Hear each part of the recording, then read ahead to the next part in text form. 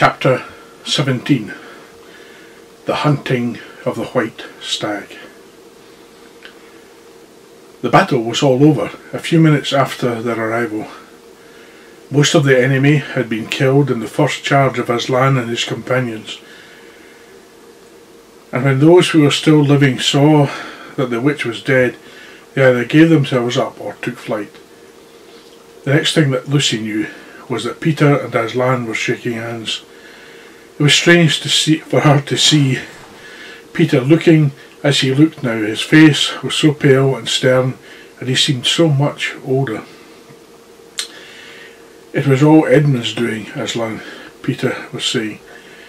"We'd have been beaten if he hadn't been for him. The witch was turning our troops into stone right and left, but nothing would stop him. He fought his way through 3 ogres to where she was just turning one of your leopards into a statue. When he reached her, he had the sense to bring his sword smashing down her wand instead of trying to go for her directly and simply getting made a statue for his pains. That was the mistake all the rest were making. Once her wand was broken, we began to have some chance. If we hadn't lost so many already, he was terribly wounded. We must go and see him."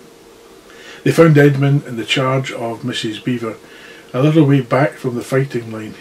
He was covered with blood, his mouth was open, and his face a nasty green colour. "Quick, Lucy," said Aslan, and then almost for the first time Lucy remembered the precious cordial that had been given her for a Christmas present. Her hands trembled so much that she could hardly undo the stopper, but she managed it in the end and poured a few drops into her mother's and into her brother's mouth. "There are other people wounded," said Aslan, while she was still looking eagerly into Edmund's pale face and wondering if the cordial would have any result. Yes, I know," said Lucy crossly. "Wait a minute. Daughter of Eve," said Aslan in a graver voice. "Others are also at the point of death. Must more people die for Edmund?" "I'm sorry, Aslan," said Lucy, getting up and going with him, and for the next half hour they were busy. She attending to the wounded, while he restored those who had been turned into stone. When at last she was free to come back to Edmund, she found him standing only on his feet, and not only healed of his wounds, but looking better than she had seen him look. Oh, for ages. In fact, ever since his first term at that horrid school, which was where he had begun to go wrong. He had become his real old self again. He could look you in the face, and there, on the field of battle, Aslan made him a knight. "Does he know," whispered Lucy to Susan, "what Aslan did for him? Does he know what the arrangement with the witch really was?" "Hush! No, of course not," said Susan. "Oughtn't he be to be told?" said Lucy. "Oh, surely not," said Susan. "It would be too awful for him. Think of how you'd feel if you were he." "All the same, I think he ought to know," said Lucy. But at that moment they were interrupted. That night they slept where they were. However, how Aslan provided food for them, I don't know, but somehow or other they found themselves all sitting down on the grass to a fine high tea at about 8 o'clock. The next day they began marching eastward down the side of the great river, and the next day after that, at about tea time, they actually reached the mouth. The castle of Cair Paravel on its little hill towered above them. Before them were the sands with rocks and little pools of salt water and seaweed, and the smell of sea, and long miles of bluish green waves breaking for ever and ever on the beach. And oh, the cry of the seagulls. Have you heard it? Can you remember? That evening, after tea, the 4 children all managed to get down to the beach again and get their shoes and stockings off and feel the sand between their toes. But the next day was more solemn. For then in the great hall at Cair Paravel, that wonderful hall with the ivory roof and the west wall hung with peacock's feathers, and the eastern door which looks towards the sea, in the presence of all their friends, and to the sound of trumpets, Aslan solemnly crowned them and led them to the 4 thrones, amid the deafening shouts of "Long live King Peter! Long live Queen Susan! Long live King Edmund! Long live Queen Lucy!" Once a king or queen in Narnia, always a king or queen. "Bear it well, sons of Adam, bear it well, daughters of Eve," said Aslan. And through the eastern door, which was wide open, came the voices of the mermen and the mermaids, swimming close to the shore and singing in honour of their new kings and queens. So the children sat on their thrones, and sceptres were put in their hands, and they gave rewards and honours to all their friends, to Tumnus the fawn, to the beavers and giant Rumblebuffin, to the leopards and the good centaurs and the good dwarfs and the lion. And that night there was a great feast in Cair Paravel, and revelry and dancing, and gold flashed and wine flowed, and answering to the music inside. But stranger, sweeter and more piercing came the music of the sea people. But amidst all these rejoicings, Aslan himself quietly slipped away. And when the kings and queens noticed that he wasn't there, they said nothing about it, for Mr. Beaver had warned them. "He'll be coming and going," he had said. "One day you'll see him, another you won't. He doesn't like being tied down. And of course, he has other countries to attend to. It's quite all right. He'll often drop in, only you mustn't press him. He's wild, you know. He's not like a tame lion."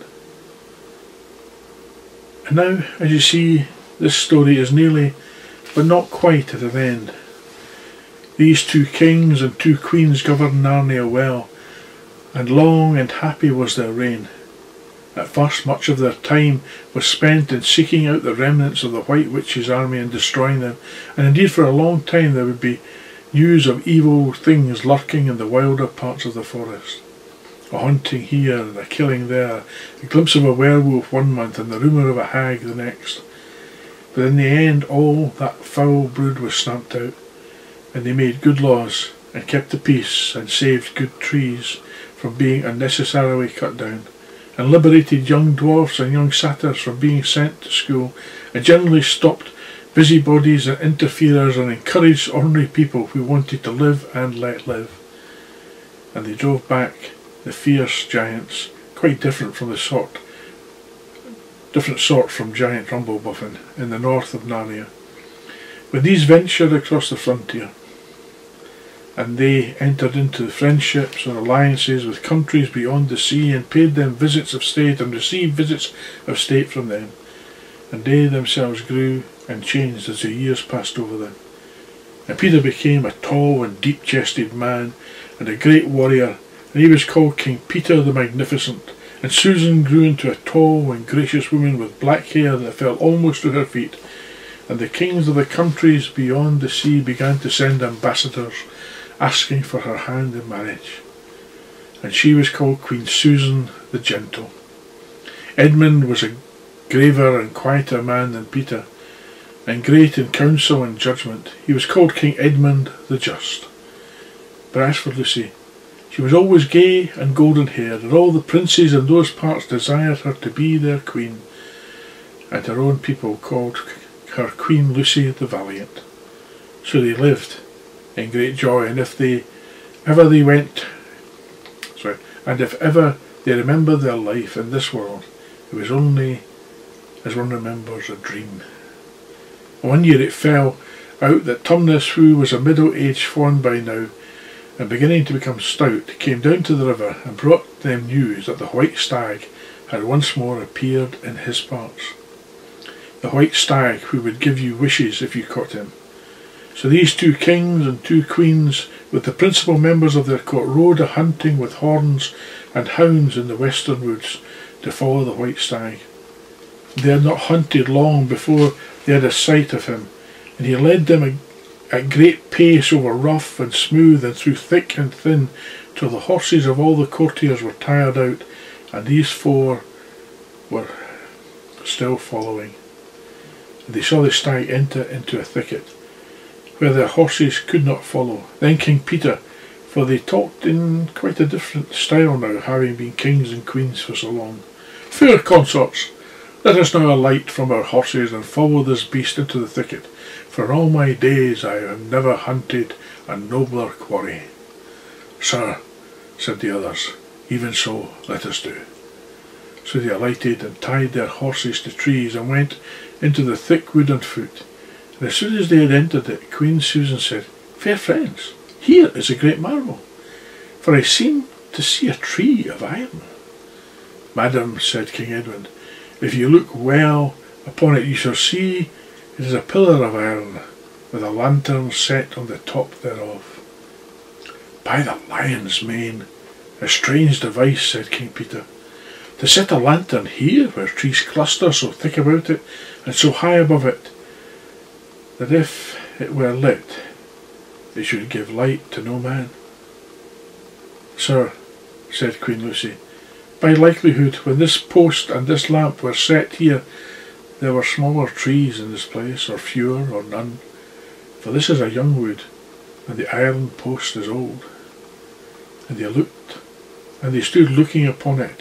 Then said King Edmund, "I know not how it is, but this lamp on the post worketh upon me strangely. It runs in my mind that I have seen the like before, as it were in a dream, or in the dream of a dream." "Sir," answered they all, "it is even so with us also." And more said Queen Lucy, "For if it will not go out of my mind that if we pass this post and lantern, either we shall find strange adventures, or else some great change in our fortunes." "Madam," said King Edmund, "the like foreboding stirreth in my heart also." "And in mine, fair brother," said King Peter. "And in mine too," said Queen Susan.